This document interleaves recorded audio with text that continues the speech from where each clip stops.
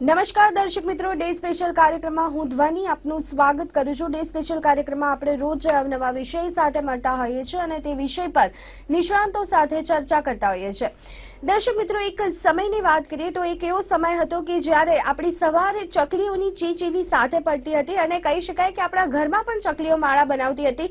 ખાસ કરી અને અત્યારની જો વાત કરીએ તો અત્યારે ચકલીઓની સંખ્યા ઘણી ઓછી થઈ ગઈ છે। ગુજરાતી ભાષાની જો વાત કરીએ તો ગુજરાતી ભાષામાં ઘણા બધા જોડકા છે, ઘણી બધી એવી વાતો છે કે જે ચકલીઓ પર બની છે, પરંતુ અત્યારની જો વાત કરીએ તો અત્યારે ભાગ્યે આપણને ચકલીઓ જોવા મળતી હોય છે। આપને થતું હશે કે આજે આ વાત શા માટે, પરંતુ ખાસ કરી અને આજના દિવસની જો વાત કરીએ તો આજે વર્લ્ડ સ્પેરો ડે છે અને શા માટે ચકલીઓની જે સંખ્યા છે દિવસે અને દિવસે ઘટતી જાય છે તેની પર આજે આપણે ચર્ચા કરવાની છે। અને આ ચર્ચા કરવા માટે અત્યારે મારી સાથે સ્ટુડિયોમાં ઉપસ્થિત છે ગૌરવ ઠક્કર કે જેઓ પ્રમુખ સાધના ફાઉન્ડેશનમાંથી આવે છે। તો ગૌરવજી, આપનું અમારા સ્ટુડિયોમાં સ્વાગત છે।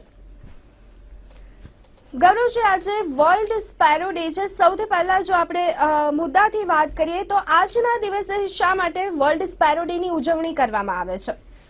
બેઝિકલી વર્લ્ડ સ્પેરો ડે ની શરૂઆત 2010 થી ભારતની જ એક સંસ્થા નેચર ફોર એવર કરીને છે એમના દ્વારા શરૂ કરવામાં આવ્યું અને એમના ધ્યાનમાં આવ્યું કે દિવસે ને દિવસે ચકલીઓની સંખ્યા ઘટતી જાય છે અને એ સંસ્થા દ્વારા ઇનિશિયેટિવ લેવામાં આવ્યો કે શા માટે આપણે જે વર્લ્ડ સ્પેરો ડે ના ઉજવીએ અને એના કન્ઝર્વેશન માટેના પ્રયત્ન ના કરીએ, અને ત્યારથી વિશ્વના ઘણા બધા દેશોમાં વર્લ્ડ સ્પેરો ડે ની ઉજવણી કરવામાં આવે છે। જી, ખાસ કરી અને આપણે જો વાત કરીએ તો દિવસે ને દિવસે ચકલીઓની જે સંખ્યા છે ઓછી થઈ રહી છે, તો એના માટે આપનું શું કહેવું છે કે એના માટે કયા કયા કારણો જવાબદાર છે?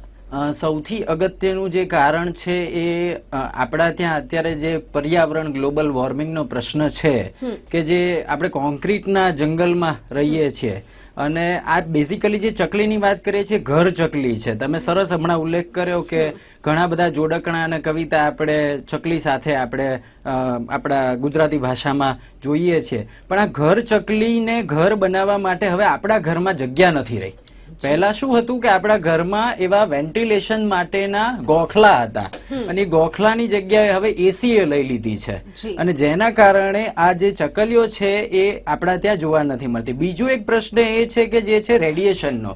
મોબાઈલના ટાવર અને મોબાઈલના ઉપયોગના કારણે પણ દિવસે ને દિવસે જે ચકલીઓની સંખ્યા છે ઘટતી જાય છે। એ રેડિયેશનનો જે અસર છે એ બેઝિકલી એમના સ્વાસ્થ્ય ઉપર બહુ જ ખરાબ રીતે થાય છે અને જેના કારણે પણ ચકલીઓ ઘટતી જાય છે। ત્રીજો એક અગત્યનો મુદ્દો એ છે કે હાઇબ્રિડ અનાજ। ચકલીઓ જે કંઈ પણ ખોરાક લે છે આપણી આજુબાજુના વિસ્તારમાં, જે કંઈ પણ દાણા છે કે ખેતરમાં અથવા તો આપણા ઘરના આસપાસના વિસ્તારનો ખોરાક લે છે અને હવે એમાં જે જંતુનાશક દવાઓનો જે ઉપયોગ થાય છે એના કારણે એ જંતુનાશક દવા છે એ જો ચકલીઓ એ દાણા ખાય તો એના કારણે પણ એમના સ્વાસ્થ્ય ઉપર એની અસર થાય છે। ચોથો મુદ્દો ખોરાક સાથે જ જોડાયેલો છે અને એ મુદ્દો બહુ અગત્યનો છે।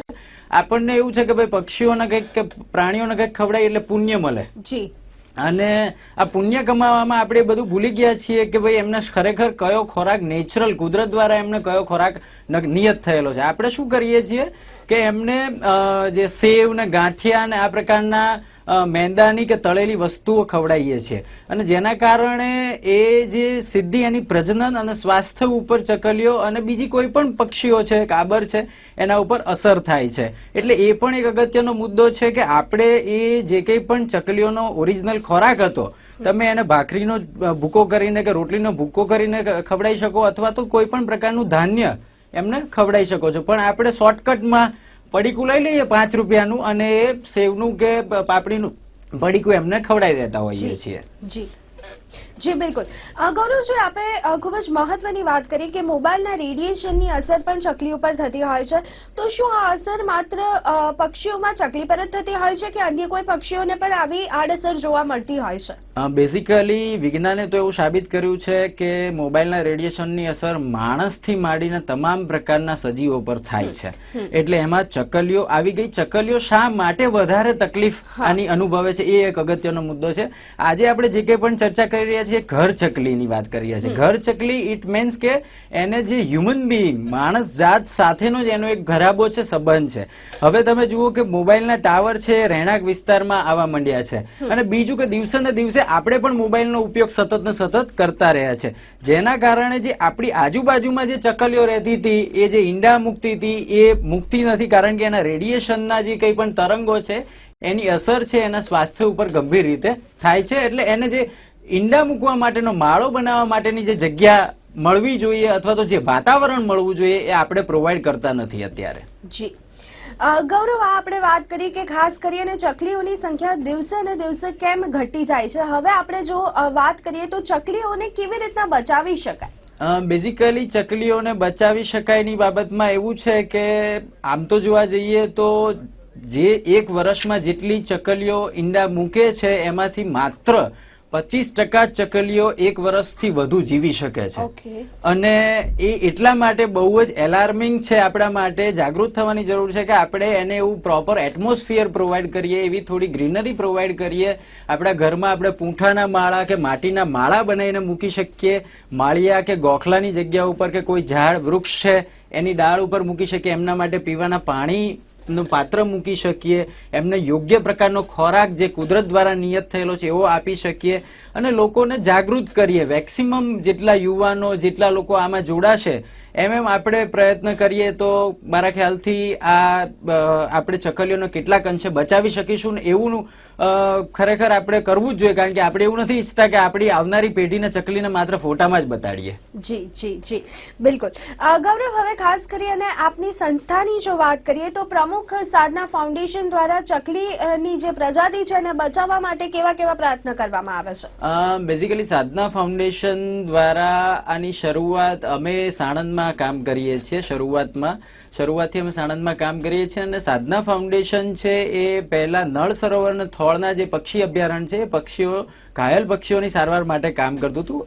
પછી અમને ધીરે ધીરે રિયલાઇઝ થયું કે આ તો યાયાવર પક્ષીઓ છે અને શિયાળાની ઋતુમાં અહીંયા આગળ આવનારા પક્ષીઓ છે, એમની સારવાર ચોક્કસ આપણે કરવી જ જોઈએ. પણ સાથે સાથે આપણા પોતાના જે દેશી પક્ષીઓ છે એના માટે, એમના સંવર્ધન, એમના સંરક્ષણ માટે આપણે કશુંક વિચારવું જોઈએ. અને માટે અમે ચકલીઓને બચાવવા માટેનો પ્રયત્ન કર્યો. અમે અત્યાર સુધીમાં 4000 જેટલા ચકલીના માળા અને 10,000 જેટલા પીવાના પાણીના કુંડા, પક્ષીઓને પીવાના પાણીના કુંડાનું વિતરણ સાણંદની સાથે સાથે અમદાવાદમાં વેજલપુર, બોડકદેવ જેવી અનેક જગ્યાઓ ઉપર, આણંદ, વિદ્યાનગરમાં પણ, પેટલાદમાં પણ અમે આ પ્રકારના ઇનિશિયેટિવ લઈએ છીએ. ત્યાંની લોકલ સંસ્થાઓનો સાથ સહકાર અમને મળે છે. અમદાવાદમાં ઈસાર ટ્રસ્ટ છે, ડીસીબી બેંક છે, કોર્પોરેટ સોશિયલ રિસ્પોન્સિબિલિટીના ભાગરૂપે પણ ઘણા બધા લોકો આ પ્રવૃત્તિમાં જોડાય છે. વ્યક્તિગત રીતે પણ ઘણા બધા લોકો આ પ્રકારના કામમાં અમારી સાથે જોડાય છે. જી બિલકુલ. હવે આપણે જો ઓવરઓલ ગુજરાતની વાત કરીએ ગૌરવ, તો ગુજરાતમાં અત્યારે ચકલીઓનું પ્રમાણ આપણને કેવું જોવા મળી રહ્યું છે? ખાસ કરી અને બીજા રાજ્યોની સરખામણીમાં ગુજરાતની પરિસ્થિતિ કેવી છે? ગુજરાતની પરિસ્થિતિની વાત કરીએ તો ગુજરાતમાં ટોટલ ચકલીની ભારતમાં જોવામાં આવે તો 5 પ્રકારની જાત ચકલીની ભારતમાં જોવામાં આવે છે, અને એમાંથી હવે ગુજરાતમાં 2 પ્રકારની ચકલીની જાત આપણને ક્યાંક જોવા મળે છે. ખાસ કરીને ગ્રામ્ય વિસ્તારમાં હજુ ક્યાંક ને ક્યાંક આપણને ચકલીઓ જોવા મળે છે. શહેરી વિસ્તારમાં થોડો પ્રશ્ન હજુ વધારે છે. 2 પ્રકારની જાતની મેં તમને કીધું, એક તો ઘરેલું જે ચકલી છે, આપણા ઘરની આસપાસ ફરતી ચકલી છે, અને વૃક્ષની ચકલી છે. આ 2 ચકલીઓ આપણને જોવા મળતી હોય છે ગુજરાતમાં. ખાસ કરીને સંખ્યાની બાબતની વાત કરીએ તો ચકલીઓ માટેની ગણતરીના પ્રયત્નો ઘણી બધી સંસ્થાઓ દ્વારા આ વર્ષથી હાથ ધરવામાં આવ્યા છે. એટલે એક્ઝેક્ટ અત્યારે આપણી પાસે એવી કોઈ એક્ઝેક્ટ ફિગર નથી કે કયા રાજ્યની કમ્પેરિઝનમાં આપણા ત્યાં કેટલી ચકલીઓ અવેલેબલ છે.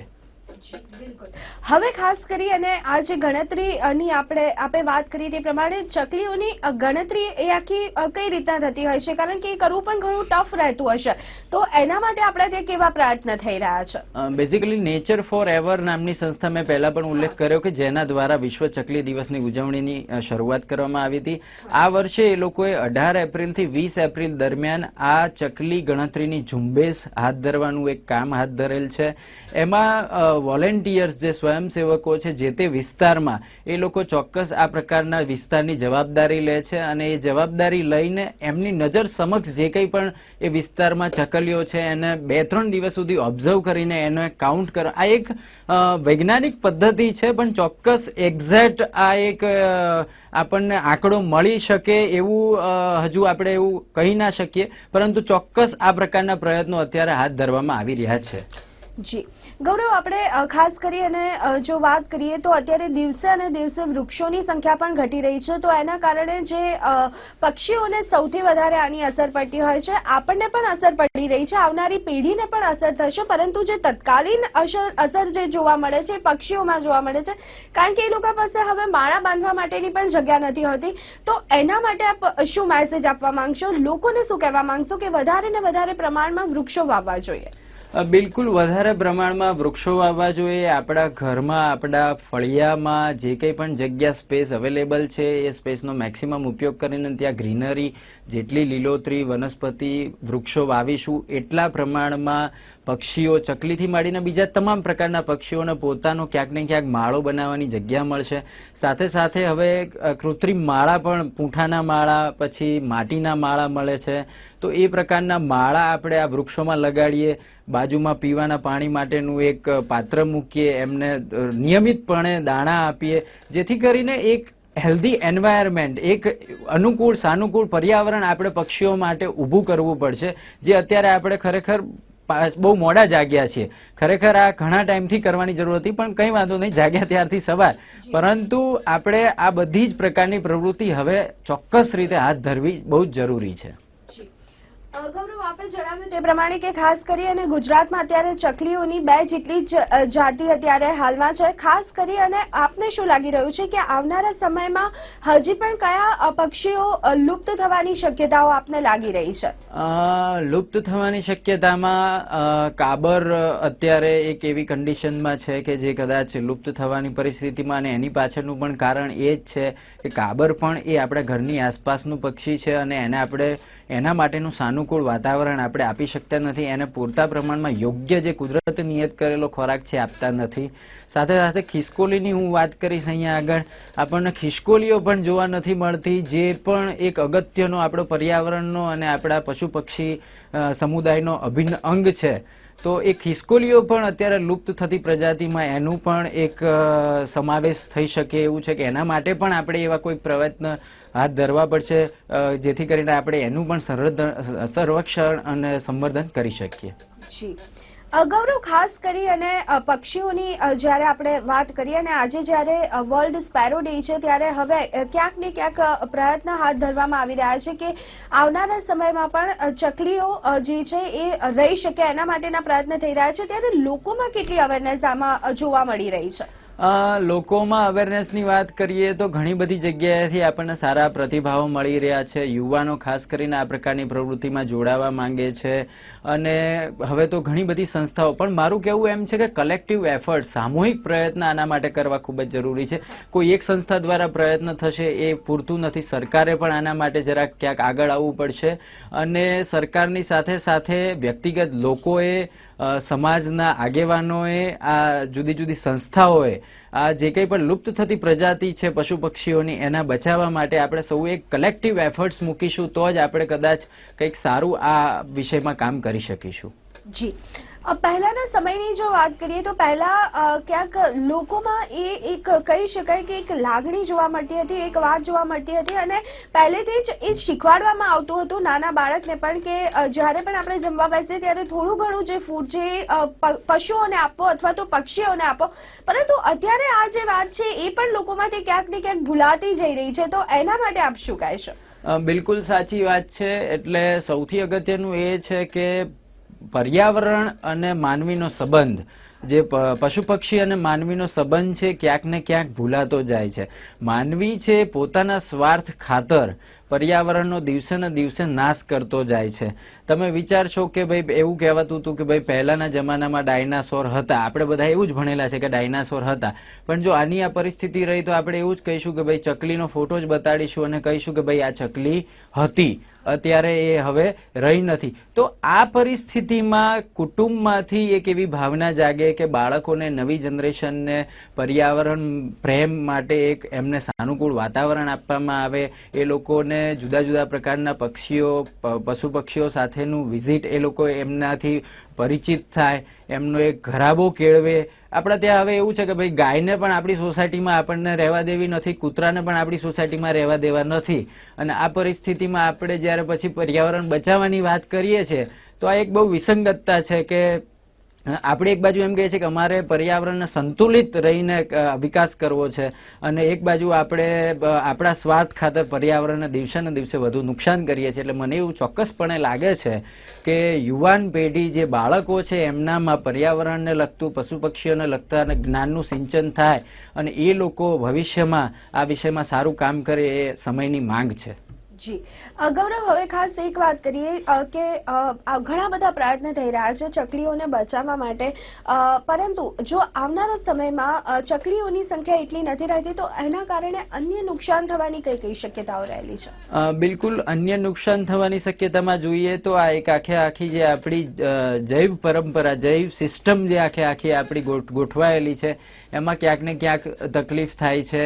તમે જુઓ કે માત્ર પક્ષીઓને આ પર્યાવરણથી નુકસાન નથી થતું, આપણા માનવ જાતમાં પણ આ પર્યાવરણના ઘણા બધા નુકસાન થાય છે. ગ્લોબલ વોર્મિંગ જોઈ રહ્યા છે આપણે, ક્યારેક ઉનાળામાં શિયાળાની ફિલિંગ આવે છે અને શિયાળામાં ઉનાળાની ફિલિંગ આવે છે, ગમે ત્યારે આપણે વરસાદનો સામનો કરવો પડે છે. એટલે આખી જે આ પર્યાવરણની સંતુલિતતા છે એ જળવાશે નહીં તો ભવિષ્યમાં એ આફ્ટર ઓલ છે એ માણસોને પણ તકલીફકારક છે અને બાકીના જે પશુ પક્ષીઓ છે એને પણ તકલીફકારક છે. એટલે એક સંતુલિત પર્યાવરણ રહે, આવનારી પેઢીને પણ એ પર્યાવરણના સંસાધનોનો ઉપયોગ કરી શકે, એ પ્રકારનો આપણે પ્રયત્ન કરવો જોઈએ, એ હું ચોક્કસપણે માનું છું. ગૌરવ, હવે આપણા ત્યાં જોતા હોઈએ છીએ કે શિયાળો, ઉનાળો અને ચોમાસું એમ 3 ઋતુ આપણને જોવા મળતી હોય છે. ખાસ કરી અને સૌથી વધારે કફોડી જે હાલત જોવા મળતી હોય છે પક્ષીઓની, એ ઉનાળાની મોસમમાં જોવા મળતી હોય છે.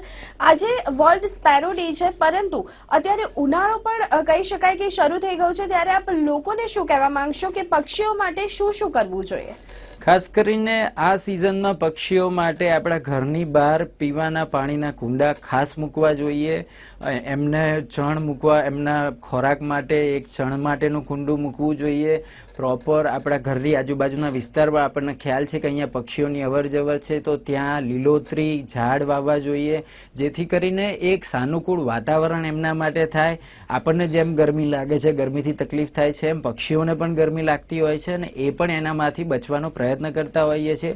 એટલે મેક્સિમમ આપણે લોકોએ પક્ષીઓ ત્યાં આગળ આપણી સાથે રહીને, સમાજમાં, સોસાયટીમાં સાથે રહીને યોગ્ય રીતે જીવન જીવી શકે, એટલે એના માટે એમના ખોરાક, પાણી અને એમના માળાની વ્યવસ્થા જેટલી આપણે સાનુકૂળ રીતે કરી શકીએ, એ મને એક લાગે છે કે એ આજનો મેસેજ મારે આપના માધ્યમ દ્વારા લોકો સુધી પહોંચાડવો છે. ગૌરવ, ચકલીઓની સંખ્યાની વાત કરીએ તો ઓવરઓલ ચકલીઓની સંખ્યા ઘણી ઓછી થઈ રહી છે, પરંતુ એવી કોઈ માહિતી ઉપલબ્ધ છે કે અત્યારે સૌથી વધારે ચકલીઓ ક્યાં આપણને જોવા મળે છે?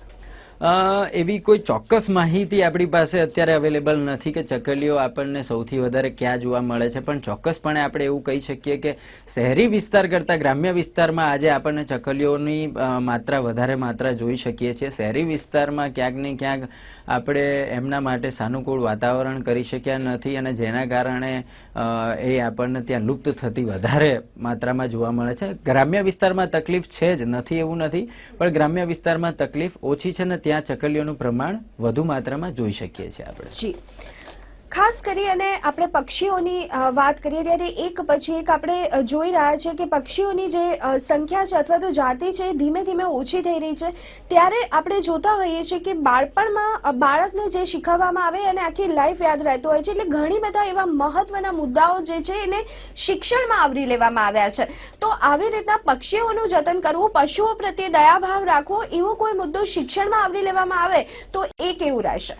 ખૂબ જ અગત્યના મુદ્દાની તમે ચર્ચા કરી છે અને આ સમયની માંગ છે ખાસ કરીને મને એક પ્રશ્ન છે કે દયાભાવ, એ તો આપણા ઘણા બધા જ ધર્મોમાં દયાભાવની વાત કરી છે, પણ હવે પરિસ્થિતિ એવી થઈ ગઈ છે કે દયાભાવથી વધીને આપણે રાઇટ બેઝ એપ્રોચ, કારણ કે આપણને જેટલું જીવવાનો હક છે એટલો જ એ પક્ષીઓને અને પશુઓને પણ જીવવાનો હક છે, અને ક્યાંક ને ક્યાંક આપણે રાઇટ બેઝ એપ્રોચથી આખી વાત નવી પેઢીને સમજાવવી પડશે. ચોક્કસ જો આપણે સિલેબસમાં ભણવાના એક ભાગરૂપે આપણે જો એમના પર્યાવરણની સાથે સાથે પક્ષીઓનું જતન અને પ્રાણીઓનું જતન આ મુદ્દાઓને આવરી લઈએ તો ચોક્કસ આપણને ભવિષ્યમાં સારા એવા સ્વયંસેવકો અને સારી એવી માત્રામાં પર્યાવરણ સાથે કામ કરવા વાળા મિત્રો આપણને મળી શકે, હું ચોક્કસ માનું છું. જી ગૌરવ, હવે ક્યાંક ને ક્યાંક અલગ અલગ સંસ્થાઓ દ્વારા પ્રયત્ન થઈ રહ્યા છે. આપણે જોઈએ તો છૂટાછવાયા નાગરિકો દ્વારા પણ પ્રયત્ન થઈ રહ્યા છે. સરકારે હવે આ બાબત પર ધ્યાન આપવાની કેટલી જરૂર છે? સરકાર પાસેથી આપ શું એક્સપેક્ટેશન રાખી રહ્યા છો? બેઝિકલી સરકાર પાસે બહુ મોટી અપેક્ષા છે, કારણ કે સરકાર પાસે સંસાધનો વધારે માત્રામાં છે. સંસ્થા પાસે કે વ્યક્તિગત પ્રયત્નો ચોક્કસ થઈ રહ્યા છે, પણ સંસ્થાના સંસાધનો એક લિમિટેડ હોય, ચોક્કસ અમુક જ પ્રકારના સંસાધનો એમની પાસે હોય, અને વ્યક્તિઓ માટે પણ ચોક્કસ અમુક પ્રકારના સંસાધનો હોય. જ્યારે સરકાર એક એવી મશીનરી છે કે એમને સંસાધનોનો તૂટો નથી, એમની પાસે ફંડ છે, એમની પાસે હ્યુમન રિસોર્સ છે, અને આ ચોક્કસ ચકલી બચાવવા માટે અથવા તો ચોક્કસ પ્રકારના પશુ પક્ષીઓ બચાવવા માટે મને એવું લાગે છે કે સરકારે એક સ્પેસિફિક પ્રકારના ઇનિશિયેટિવ લેવાની ખૂબ જ જરૂર છે, અને લોકોમાં જાગૃતિ આવે એવા પણ અવેરનેસ પ્રોગ્રામ કરવાની પણ સરકારના દ્વારા થાય એ ખૂબ જ અત્યારના સમયની એક માંગ છે, એવું મને લાગે છે. જી ગૌરવ, પરંતુ શું લાગી રહ્યું છે કે અમુક પ્રકારના પ્રોગ્રામ થવાથી અથવા તો અમુક પ્રકારના આયોજન થવાથી લોકોમાં અવેરનેસ આવી જશે? અમુક પ્રકારના પ્રોગ્રામ થવાથી કે આયોજન થવાથી લોકોમાં અવેરનેસ આવી જશે એવું આપણે ચોક્કસપણે ના કહી શકીએ, પણ મને એવું તો લાગે છે કે આપણે 100 માણસને સમજાવીશું તો એટલીસ્ટ 10 લોકો પણ જો આ કામમાં જોડાશે તો આપણે ક્યાંક ને ક્યાંક 5 થી 7 ચકલીઓને બચાવી શકીશું. એટલે પ્રયત્ન ચોક્કસ થવા જોઈએ. અને હા, એવું થાય છે ઘણી બધી જગ્યાએ કે ભાઈ આજે ચકલી દિવસ છે ને આપણે બેનર લઈને ઊભા રહી ગયા અને દેખાડો કરી દીધો અને 5 ચકલીના ઘર વહેંચી દીધા, તો આ પ્રકારના પ્રયત્નોથી ખાસ કરીને કોઈ અસર નહીં થાય. આના માટે સતત આપણે કામ કરવું પડશે. માત્ર 20મી માર્ચ અને વિશ્વ ચકલી દિવસના દિવસે જ આપણે કામ કરીશું તો એ પૂરતું નથી. આના માટે આપણે સતત અને સમવાય ધોરણે કામ કરતા રહીશું, ત્યારે ક્યાંક આપણને કોઈક પરિણામ મળશે. ગૌરવ, એક મહત્વની વાત આપે કહ્યું તે પ્રમાણે કે ગામડાઓમાં આપણને પ્રમાણમાં ચકલીઓ વધારે જોવા મળે છે, શહેરમાં આ પ્રમાણ ઓછું જોવા મળે છે. અત્યારે આપણે જોઈ રહ્યા છીએ કે ખાસ કરી અને દિવસે અને દિવસે ડેવલપમેન્ટ ખૂબ જ થઈ રહ્યું છે, તો શહેરમાં તો આપણે દિવસે ને દિવસે શહેરીકરણ વધુ થશે એ તો આપણે હવે માનવું જ રહ્યું. તો શું લાગી રહ્યું છે કે કઈ રીતના સમસ્યાનું નિવારણ આવશે?